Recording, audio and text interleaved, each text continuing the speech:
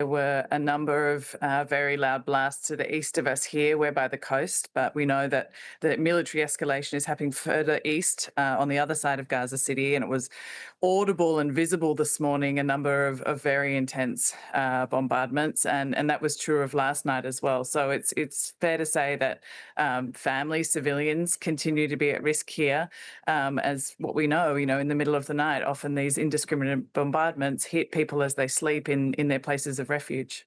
And Tess, if this offensive continues, what will it mean for ordinary people, for families trying to feed their children? I think it's important for us to remember that we're talking about an offensive in a place that a group of international experts just classified famine. Yesterday I was talking to children about what that means for them. And a little boy whose name was Obaida, he's 14 years old.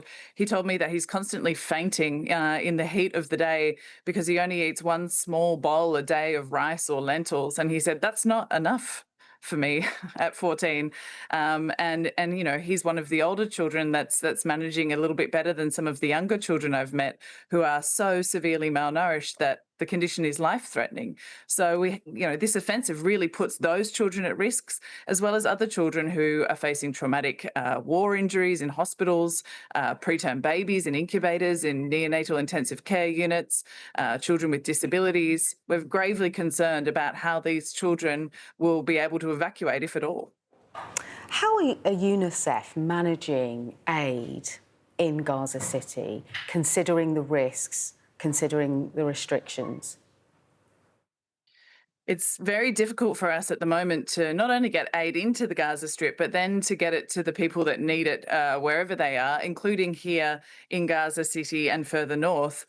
We have to coordinate our movements to bring supplies from the south to the north. Most of our aid comes through in the very southern crossing called Kerem Shalom, where we then have to get permission to collect that aid, permission again to leave down a designated route. We have to safely navigate that route, which of course we know is challenging at the moment with desperate crowds of people and criminal gangs looting aid. We have to then get the aid to our warehouse, get permission to bring it up to the north, and then get it to families that need it. In saying that, despite all the challenges, we are doing it, and we have nutrition supplies up here that we are distributing. I'm going today to a number of nutrition sites where we're going to be giving those treatments to malnourished children, and I've seen the difference it can make. It can save kids' lives if only we can get it to them, and that's the biggest challenge right now. You're speaking to us from inside Gaza City. What's the one thing you want people from around the world to understand what life is like there? Every second person here is a child. So if we're talking about an escalation of the military offensive in Gaza City, it affects almost 1 million people, every second of which is a child. And I think that's incredibly important for us to remember at the moment.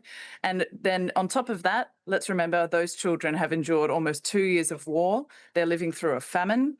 They're malnourished, they're hungry, they're exhausted, and they're traumatized. So again, the best medicine for this famine is a ceasefire. And that's what we need to see with urgency now more than ever before.